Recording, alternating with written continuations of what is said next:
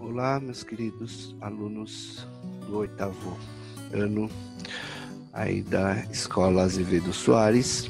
Gostaria de dizer que estou com saudades das nossas aulas, né, de estar em sala de aula, apesar de às vezes ser um pouquinho difícil, mas eu, como professor que sou, gosto da sala de aula, mas no momento não é possível, né? Temos que nos cuidar das pessoas que nós amamos, os nossos pais, os nossos avós, né, as pessoas mais velhas principalmente.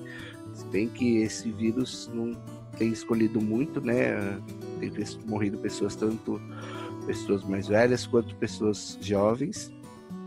E então, na realidade, nós temos que nos cuidar mesmo. E nos cuidar hoje significa ficar em casa, né?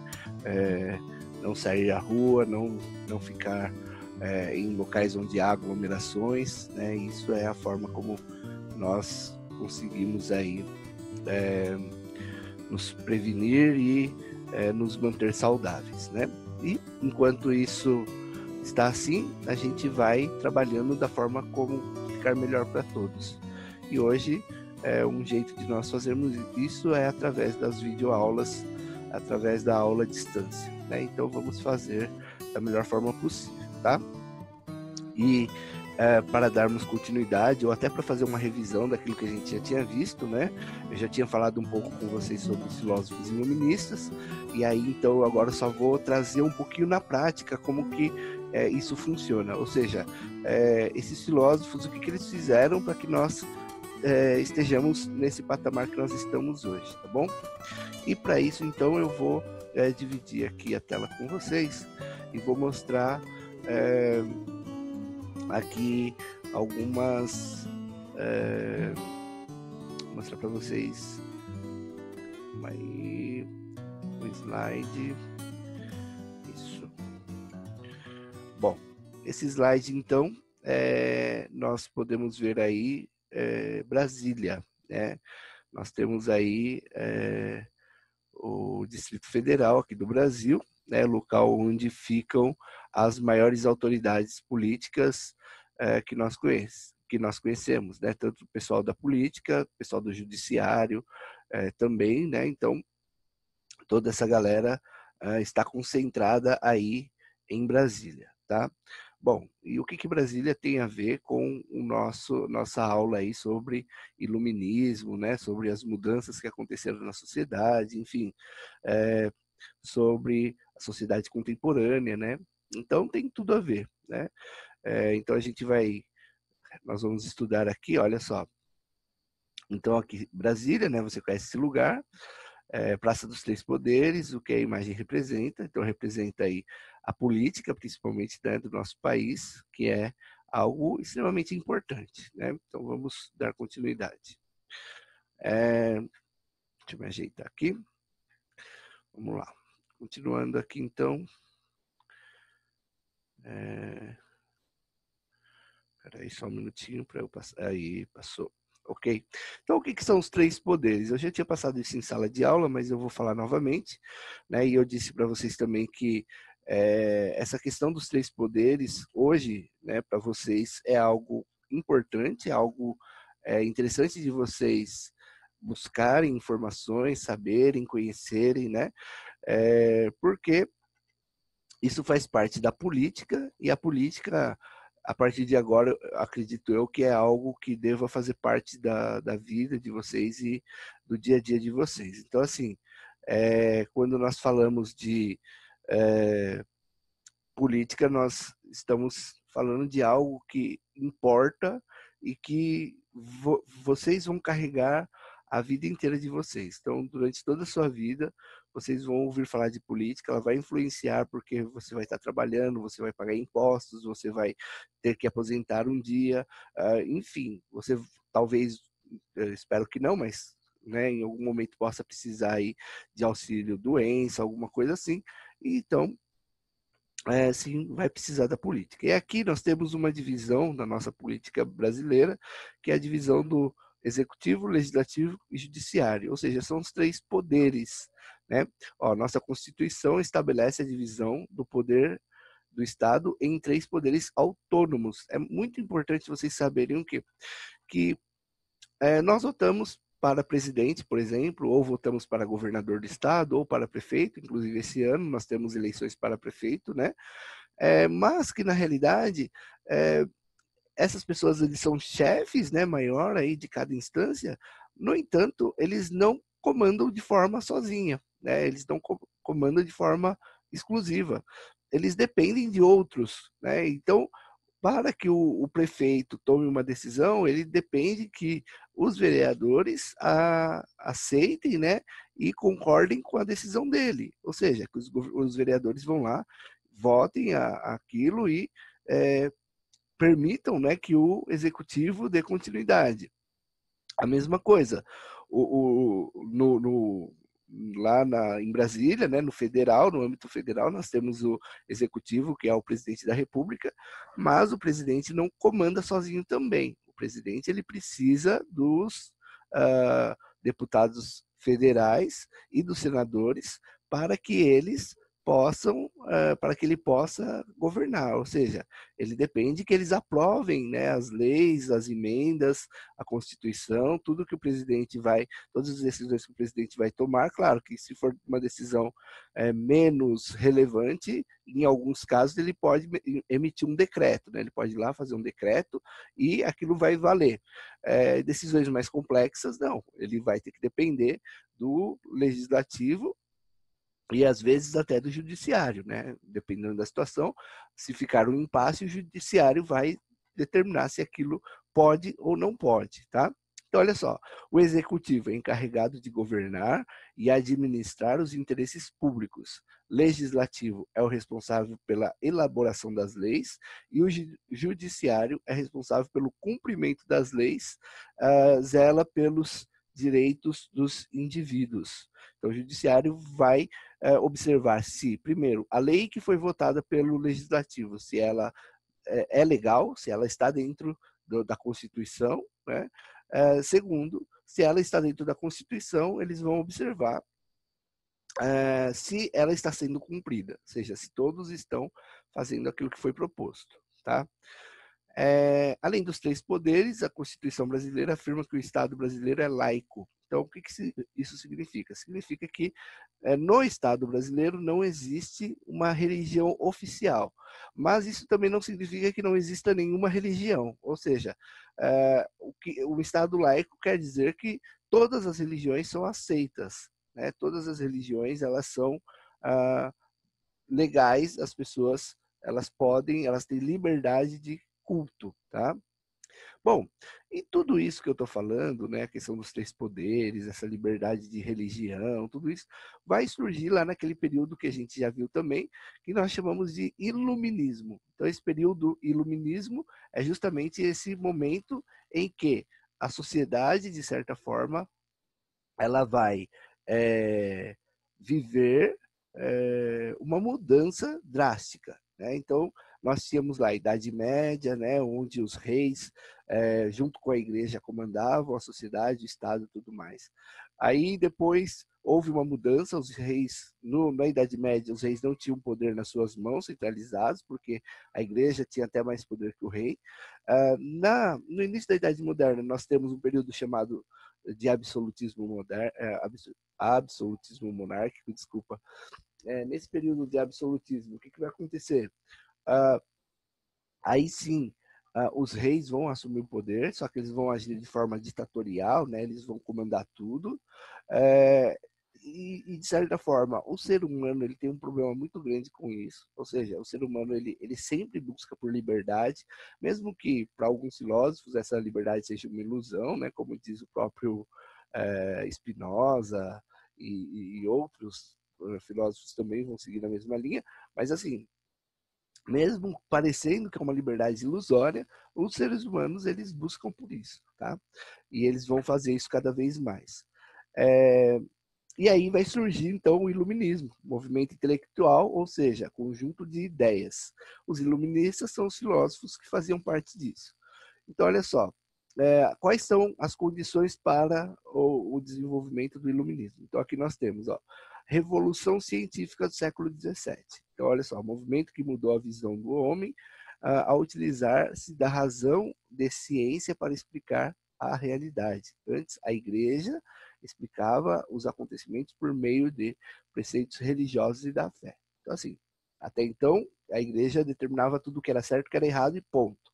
A partir do iluminismo, esses filósofos vão começar a utilizar a razão. Ou seja, não, mas espera aí, por que isso, né? Por exemplo, uma pessoa fica doente, o que ela vai fazer? Lá na Idade Média, ela corria para a igreja, para o padre, fazer uma oração, uma reza, alguma coisa para que ela se curasse. A partir do iluminismo, a gente vai ter o quê? Pessoas pensando, não, tem que ter alguma ciência, alguma coisa que explique de onde veio essa doença, como que ela funciona, né? Como a gente pensar hoje no corona, né? Se nós estivéssemos na Idade Média, provavelmente muitas pessoas estariam correndo para a igreja, se aglomerando, pedindo para que Deus tenha misericórdia. Nessa aglomeração, a tendência seria que as pessoas pegassem mais a doença ainda, ficassem mais doentes ainda. Então, isso não é uma boa ideia. Com o uso da razão, né, o que esses filósofos vão fazer? Esses caras vão começar a observar, pesquisar, se aprofundar e dessa forma vão descobrir, não, opa, peraí, existe um vírus, né? Existe uma bactéria, existe tal coisa que faz mal para o ser humano, tal. Então eles vão se aprofundando até chegar ao conhecimento do que, olha, posteriormente, olha, se a gente pegar a parte dessa bactéria aqui, desse vírus e tal, e né, colocar ele no próprio corpo de uma forma né, quase que morta, vamos dizer assim, em alguns casos até morto, o, o nosso sistema né, de defesa do nosso corpo vai aprender, vai hackear ali, vai entender como que funciona esse vírus e a partir desse aprendizado que o nosso corpo tem, ele vai vai se defender né, desse vírus. Isso é o que nós chamamos de vacina. Então, tudo isso foi sendo criado ao longo dos anos, tá? Crise no antigo regime, né? O antigo regime é o absolutismo, né? Insatisfação contra os governos absolutistas, né? Os pensadores iluministas criticavam o antigo regime, combatendo o absolutismo dos reis, ou seja, os privilégios da nobreza, do clero, a imposição religiosa e as práticas mercantilistas. Então, tudo isso eles olhavam com maus olhos para essas situações e queriam sim um governo mais que hoje nós conhecemos como um governo mais democrático, né? Enfim, onde a sociedade tenha mais voz, né? A ascensão da economia burguesa. Então, assim, fruto né, dessa mudança, principalmente, é o quê? São os burgueses que começaram a ter dinheiro, começaram a ganhar dinheiro, porque eles eram artesãos, comerciantes, que começaram a produzir e ganhar dinheiro. E em determinado momento, eles, além de ganhar dinheiro, eles querem ter acesso à política, querem também debater os problemas que a sociedade tem, enfim, ter uma vida melhor, né? Então, vamos lá. Aqui vamos pular. Olha só, o que é o iluminismo, né? O iluminismo vem de luz, né? E que tem a ver com a razão, né? Então a luz, por exemplo, aqui eu tenho uma luz, né? Olha só, eu tenho uma luz aqui, ó, tá vendo? Mexi aqui até caiu uma coisa aqui, ó, mas quando eu mexo aqui essa luz, ela, né, vocês conseguem perceber, ó, até ficou um pouco mais escuro aqui, eu vou ter que mudar aqui. Enfim, então olha só, a luz é isso, né, uma coisa física, concreta, né?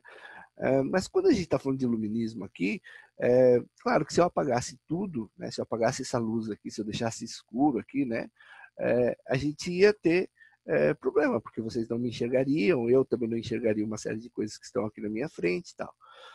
Então, se eu não tenho luz, eu vou bater a cabeça, eu vou tropeçar, porque eu não estou vendo. Quando eu tenho a luz para me iluminar, eu consigo enxergar. E isso é o que os filósofos iluministas chamam de razão. Ou seja, ao invés de eu ficar pressupondo que para eu me curar eu tenho que ir para a igreja ou coisas do tipo, não, eu vou entender como que funciona isso de uma forma racional, de uma forma lógica. Então, por exemplo, se eu pego aqui uma caneta e solto ela, né, essa caneta vai cair, certo? Isso por quê? Por uma questão física. Se eu pensar nisso sem razão, eu posso dizer o quê? A caneta caiu porque Deus quis que caísse. Né? Então, é Deus que comanda todas as coisas. Tudo bem, eu não estou falando que Deus não tem a ver com as coisas que acontecem no mundo, eu até acredito que tem. Né? Mas, fora Deus, né? Fora a ideia de Deus, que é a ideia da fé, nós também temos as questões que acontecem por causas naturais, e isso pode ser observado aí através da razão. Né? Se não for assim, a gente vive nesse segundo ponto aqui, que são as trevas. Né? Lembrando que a Idade Média, que é um período da história em que o ser humano ele viveu totalmente ligado à religião, à fé, à igreja, infelizmente é conhecido como Idade das Trevas, por quê? Porque aconteceram muitas injustiças, muita ignorância, muitas pessoas morreram injustamente, muitas pessoas foram acusadas injustamente e julgadas injustamente, né, condenadas. Então tudo isso é um problema que nós tivemos ao longo da história, tá? Aqui também mostrei para vocês em sala, né, a questão da enciclopédia, né? Lembra lá o Denis Diderot e o Jean de Alembert, esses dois filósofos iluministas, né, escritores aí, tiveram a ideia de não só falar, pensar sobre iluminismo, mas colocar isso no papel, né, colocar isso de uma forma que não ficasse preso só a algumas pessoas da sociedade, a parte da sociedade, mas que isso se espalhasse. Né, e para que isso acontecesse, eles teriam que escrever isso, né, replicar, né, fazer várias cópias e espalhar isso. Né. Claro que boa parte da igreja foi totalmente contra, né? Isso, porque dizia que isso era algo que estava influenciando de forma negativa, né, a sociedade, mas na realidade não, foi uma coisa positiva, deu muito certo, então isso foi muito interessante. Os princípios e ideias do iluminismo, né? Então, olha só, aqui nessa imagem, isso aqui é um salão, uma espécie de salão de festas, que deveria servir para quê? Para as pessoas irem, dançarem, né? Pode ver que é um espaço assim, que é amplo, é aberto, né, e tal, fazerem os bailes, né, da corte e tudo mais. Mas não, sabe o que eles faziam? Nesse momento do iluminismo, os filósofos, as pessoas, os intelectuais da época, eles iam para esse salão para quê? Para começar a debater algumas ideias, né? O que você acha de tal coisa? O que você acha desse governo? O que você acha, enfim, o que você acha? É melhor a gente conter a pandemia e fazer uma quarentena e todo mundo ficar em casa? Ou você acha que é melhor todo mundo ir trabalhar e seguir a vida, porque afinal de contas as pessoas morrem mesmo, né? Então seria e ali eles estavam debatendo a todo momento, né, para ver quais seriam os rumos que a sociedade deveria tomar. E claro que isso mudou e influenciou a nossa sociedade até os dias de hoje. Então, no que ela influenciou? Né? Olha só, igualdade jurídica é um ponto, né? Ou seja, todos são iguais perante a lei, né? Isso é um ponto importantíssimo. Hoje, como eu já disse para vocês, se alguém te acusa de algo, você precisa se defender? Na verdade, não. Na verdade, quando a pessoa me acusa de algo, ela precisa provar que eu realmente fiz aquilo que ela está me acusando. Se ela não provar, na verdade, eu não preciso fazer uma defesa. Né? Eu só preciso me defender se ficar provado que eu realmente estava lá, que há muitas provas que realmente eu sou culpado. Mas se não há provas, não há crime.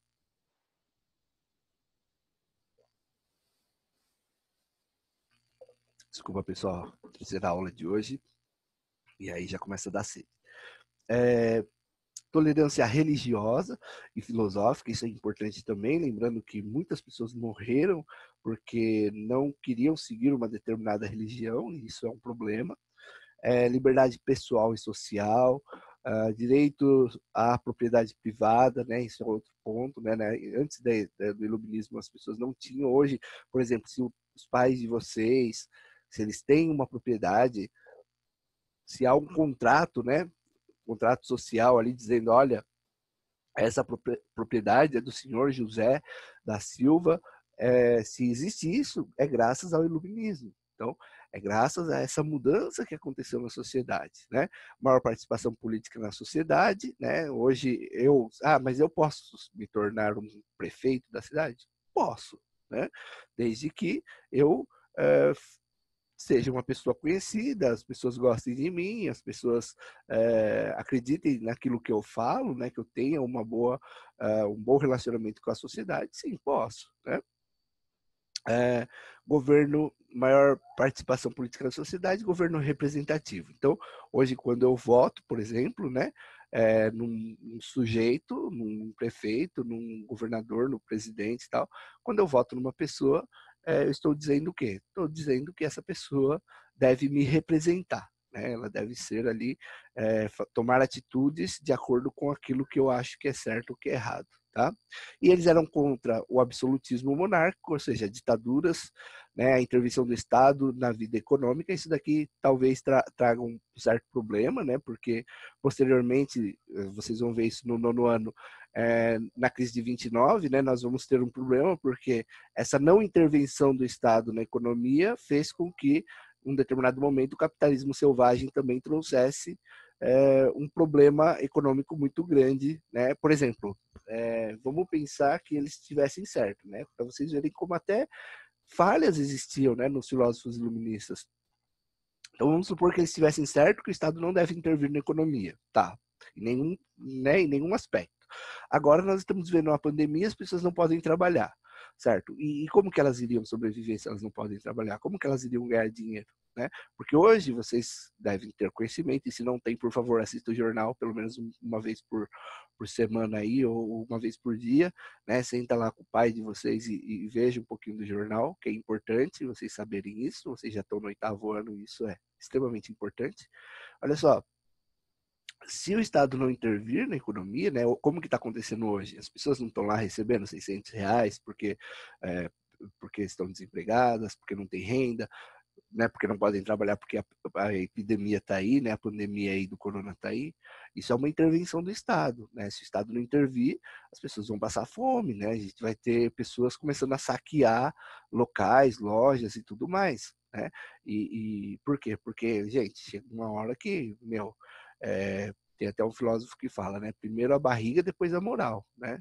Ou seja, eu tenho moral enquanto minha barriga está cheia. Depois que eu tô com fome, não que ele esteja certo, mas enfim, né?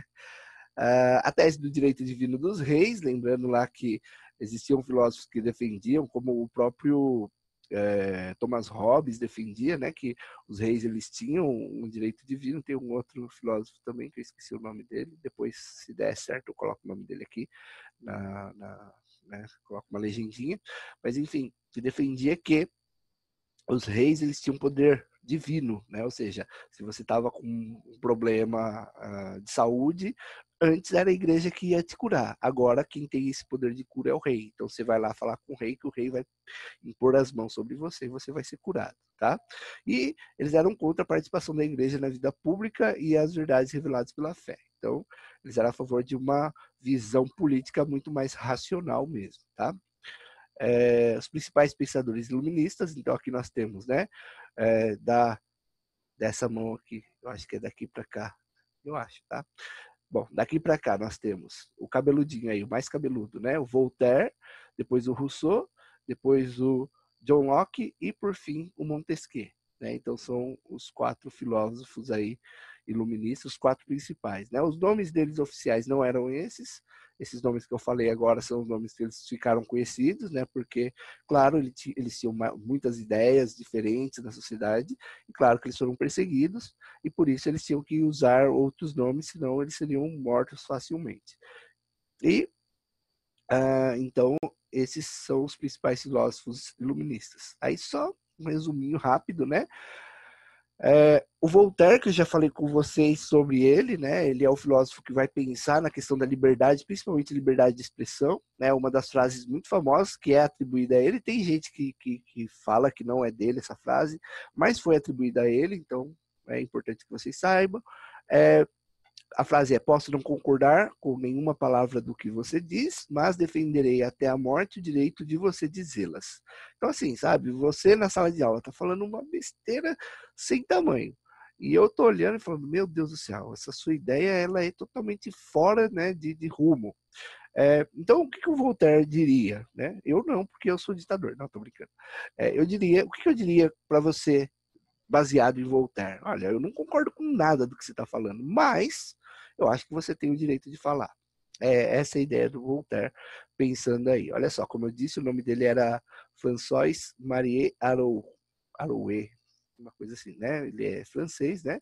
Então defendia a liberdade de pensamento, a igualdade perante a lei. Então isso entra hoje um pouco na questão da imprensa, né? Às vezes a gente vê, hoje em dia está um debate ou uma uma briga, né, de certa forma, do presidente da República com com a imprensa, né? E aí, o que o Voltaire diria para o presidente, né, se ele tivesse aqui hoje? Ele diria: olha, meu, é, você pode não concordar com a imprensa, mas você tem que dar o direito da imprensa dizer o que ela pensa, assim como você tem o direito de dizer o que você pensa sobre a imprensa também, e assim por diante. Você só não pode querer o quê? Censurar a imprensa, né? Porque a liberdade de expressão ela tem que ser garantida a todos, né? E a nossa Constituição ela se baseia nessas ideias aí, tá? O Rousseau, né? O homem nasce bom, a sociedade o corrompe. Então, indo na contramão de alguns filósofos como que vem antes dele, né? Como Maquiavel, né? Nicolau Maquiavel, como o próprio Thomas Hobbes também, né, que achava que a sociedade, que o homem nasce mal, né, o Rousseau vai falar, não, o homem nasce bom.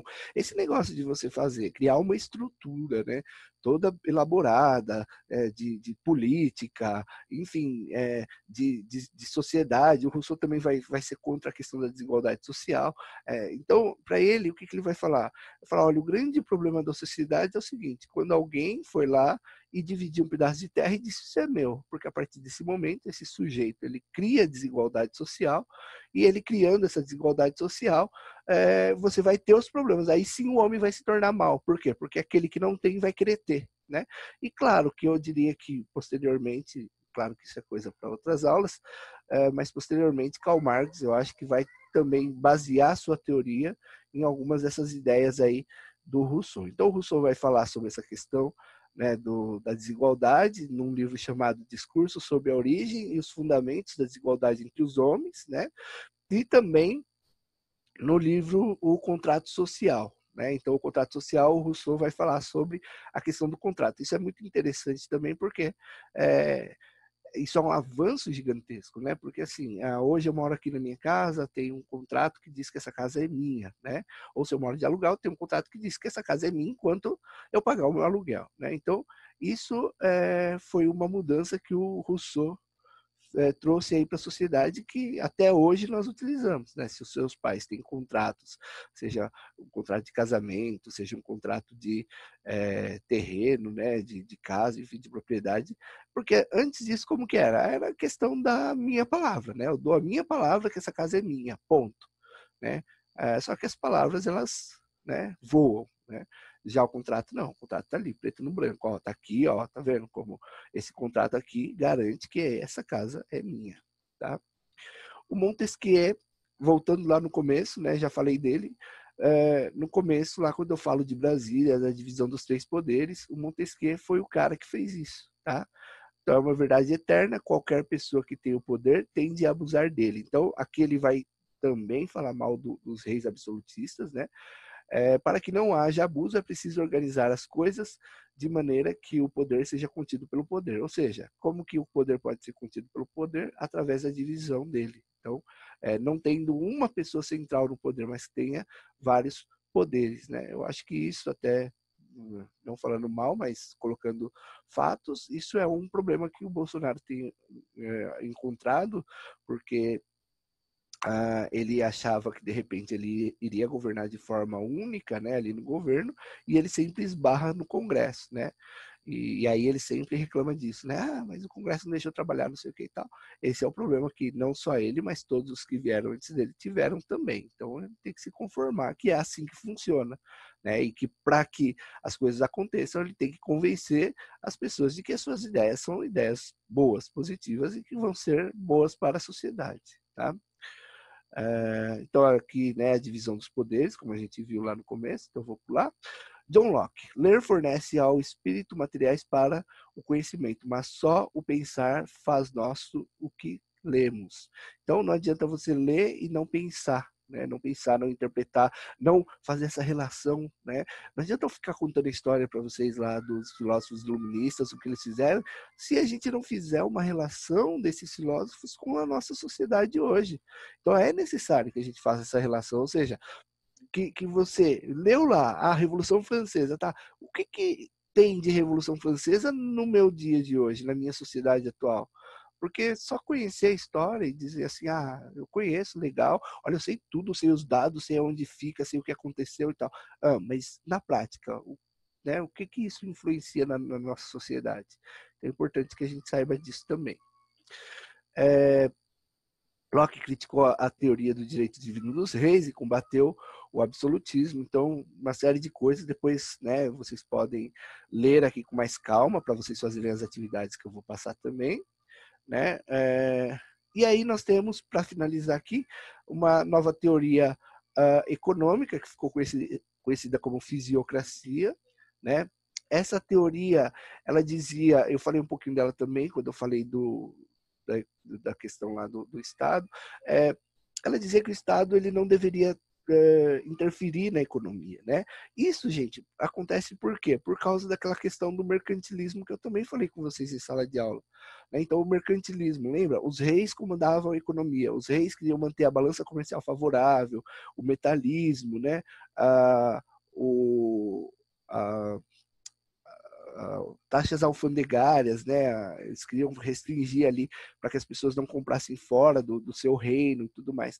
Então, assim, uma série de o colonialismo, né? Uma série de formas que os governos achavam, que os reis achavam, para manter a sua economia estável. Esses filósofos vão ser contra isso, vão dizer, não, deixa as pessoas produzirem, trabalharem, construírem da forma como elas acharem melhor. E as consequências, né, o que vai acontecer com a economia é que ela vai se autorregular. Claro que posteriormente, como eu disse para vocês lá atrás também, posteriormente isso vai acabar sendo um problema, né? E o Adam Smith, ele foi o principal teórico aí dessa questão que nós chamamos de liberalismo econômico, né?